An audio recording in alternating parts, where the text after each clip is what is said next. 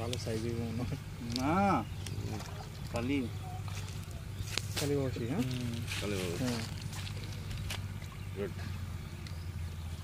কি ভাই আপনি বসেই আছেন বই থেকে ধরতেছেন কাহিনী কি ভাই সিজন যখন আসে তো এক সিবের মাছ ধরাই টাফ হয়ে যায়।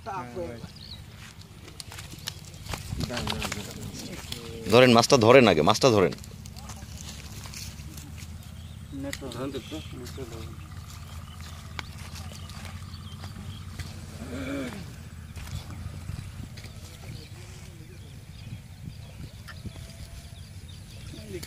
শক্তি কি 3 কেজিটা উঠেছে বলে কিরকম লাগে?